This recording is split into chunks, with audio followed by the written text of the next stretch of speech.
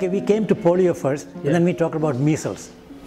Introduction of measles vaccine into India when at a time when measles was not on the agenda was my singular contribution. And today we are aiming for measles elimination by 2020. We have come a long ways from 1978-79 when we introduced measles. We gave huge numbers of, I told you, 24,000 measles doses were given by me by injection or by an injection-free device. It was the most popular vaccine at the time. And in 1984, 8th Planning Commission accepted our data and introduced measles vaccine in 1985 into Indian EPI, Expanded Program on Immunization. At the time, they started it in 60 or 80 districts funded by Planning Commission. Then by 1990, all districts were covered by measles vaccine. So this was a kind of a one-man army fighting this issue out in New Delhi. The health ministry people opposed the introduction of measles. So the introduction of measles vaccine into India at a time when all my colleagues were against it, they were afraid of a vaccine that might kill children and all kinds of lack of understanding. For me, measles vaccine was high priority because I knew malnutrition was promoted by measles. Long time ago I had seen that.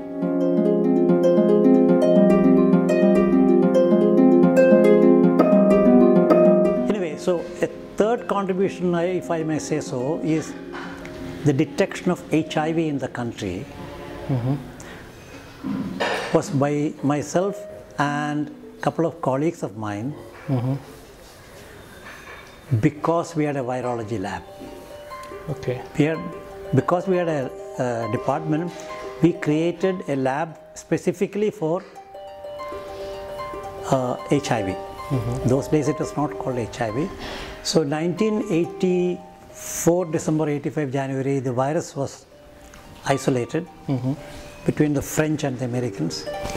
And by 1984-85, people knew that blood transfusion was a transmission channel for whatever this disease was, this virus transmission.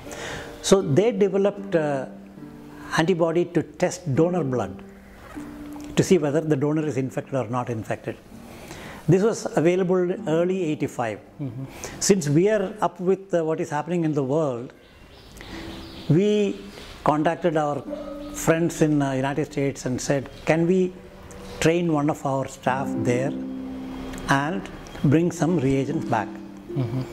So Rotary International funded the travel of one of my younger colleagues through one of their programs that we applied and we got. He spent 2 weeks in National Institute of Health, learned the technology and brought back a lot of sera, anti-sera for testing. So now everybody knew that AIDS was transmitted from men having sex with men, and we didn't have them. We don't, see a lot of men having sex with men. So my perception was that if that is the case, we will not have much AIDS in the country. Whereas my younger colleague raised a hypothesis saying that Indian prostitutes cater to several men per night. Unlike the Western prostitutes, maybe one client per 2 days or 3 days, and she makes enough money. Whereas the Indian prostitute has to serve several people to make money and pay the pimp and all that. So his hypothesis was that the Indian prostitutes' vaginas would be as vulnerable as the rectal mucosa of men. How do we test it? We have to find prostitutes. How do we find them? Very difficult to find. Through the polio program and the measles program, actually measles program first and the polio program next, the health minister and I became friends. So I went to the health minister and asked for permission for our people to go bleed women prostitutes who are raided by the police and brought into the remand homes, kept for 3 to 4 days or 1 week, and then released after court hearing. I got a written order from the health minister to test them, and we tested them and we detected the first HIV infection in the country in Chennai, Madurai and Vellore. The remand homes are in Chennai, Madurai, Trichy, Salem, Coimbatore, Vellore. 3 of these places already had HIV positive women. In 1985? 1986, February, we had these results. And you know where the result was first announced? In the Tamil Nadu State Assembly by the health minister, having got me in the visitors gallery, and everybody clapped when minister said that the man who did it, I was not, my junior colleague was the key person, but I was the team leader. That was where it was announced. Simultaneously, Indian Council of Medical Research informed Rajiv Gandhi, and he announced it in the parliament also. So the HIV, the detection of HIV was one major contribution. In India. If we had not done it, nobody else would have done it. Because as I said earlier, people know how to respond to a problem, but bureaucrats are included, or health system included. But no one is bold enough to say, I'm going to prevent something that you don't even know is going to happen. So you're taking a position that I'm going to prevent based on a risk assessment. Risk is not known or 100%. But as luck would have it, the Indian Council of Medical Research established a task force, and the response to HIV in India was designed by me. Rule number 1, multiple interventions. Everything you have, you should apply against it. Like fighting a war. You don't say army alone. You say army, air force and navy. So all interventions. You look at TB, among multiple interventions available, they have 1 dots. That's a mistake. Anyway, multiple interventions, public education and public participation, not available in TB. Hospital infection control for HIV, not available for TB. Universal precautions against people getting infected. Blood safety. Screening all donor blood against HIV. So everything put together, the program was established. The program was so successful and so visible in international circles. World Bank came and began funding it in 1992. And thereafter it is known as NACO. National AIDS Control Organization, and it continues, and it's doing very well. One of the key issues in HIV is we have a population denominator based monitoring of the infection burden year after year after year, established in 1986 June. It is called sentinel surveillance. It is sentinel all right, but it is not surveillance, it is sentinel survey, but mistakenly called sentinel surveillance. That was my design. That is the same description of denominator. High risk STD patients, low risk antenatal women. Test both of them in large numbers. Same institution year after year after year, so you can draw a graph of whether it is increasing or decreasing. This has saved India from public criticism.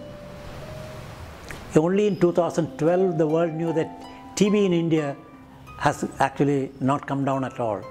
There is no objective measurement. There is no denominator based measurement. HIV we have. Polio we had. We don't have a third disease in India for which population-based denominator is available.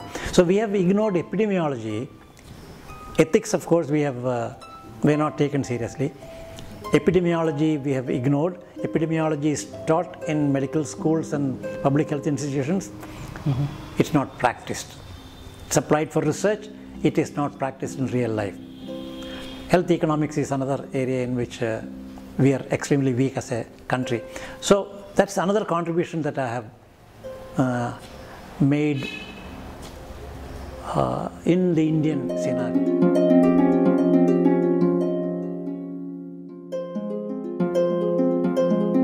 2013, right. the state immunization officer of Bihar, whom I met in Bangkok in 2012. We both were vegetarian because we were hunting vegetarian food in Thailand. So we became friends. He told me about a problem in Muzaffarpur. Okay. Children die in large numbers, come every April, May, June. Okay. Been going on for 20-25 years. Nobody knows what is killing them. The disease is stereotyped. It's called encephalitis syndrome. Okay. So 2013, during the season, I went there, saw children, interviewed doctors, looked at their case records, and came up with a conclusion that the disease is not encephalitis.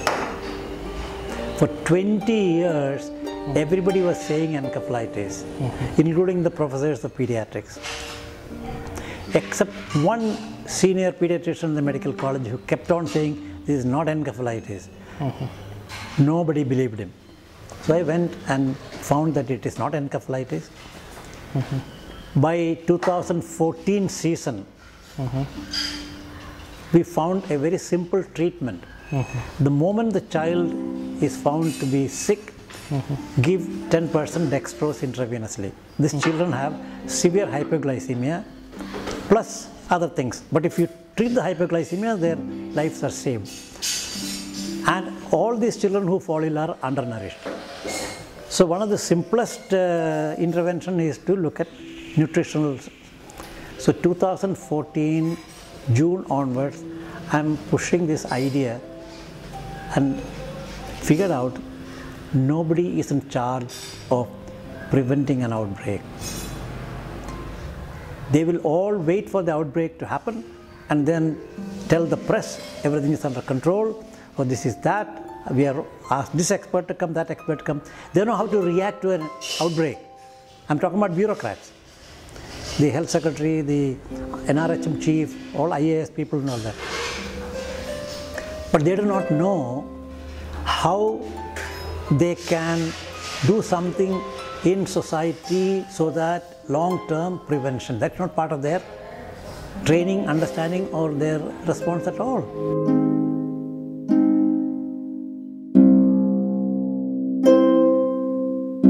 There is another annual outbreaks in western Uttar Pradesh, a place called Saharanpur. Saharanpur, yeah, I know. That disease also was undiagnosed for 20-25 years, which I was able to diagnose as it's a plant toxin poisoning. Okay. Not me alone, me and colleagues, but I was the team leader of that medical detective work. One pathologist, one epidemiologist, one clinician, and myself. We put in our own funds and solved the problem of the Saharanpur brain disease as a plant toxin. And the moment we realized that it is a plant toxin, the health secretary had a blitzkrieg public education saying that that particular plant is poison, and people began weeding them, and children were not allowed to eat the seeds of them, and the disease completely disappeared. 2000 up to 2004, 400 to 500 deaths in Saharanpur district. More deaths in the surrounding districts. Okay. 2010 onwards, 0 death.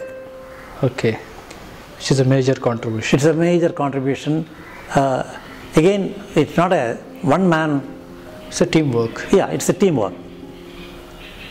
And this Bihar undiagnosed illness has been diagnosed, and that's widely acclaimed as the diagnosis is correct, but the preventive responses or proactive prevention is stuck because people are not sure who is in charge of prevention. Everyone knows who is in charge of response once an outbreak happens. Everybody is scrambling around and trying to do things. But when it comes to prevention, we are not very sure as to who is in charge. It's very unfortunate. Again, I've not given up. I'm continuing to work on that so that hopefully by next year we will have some interventions in the community to prevent it. So can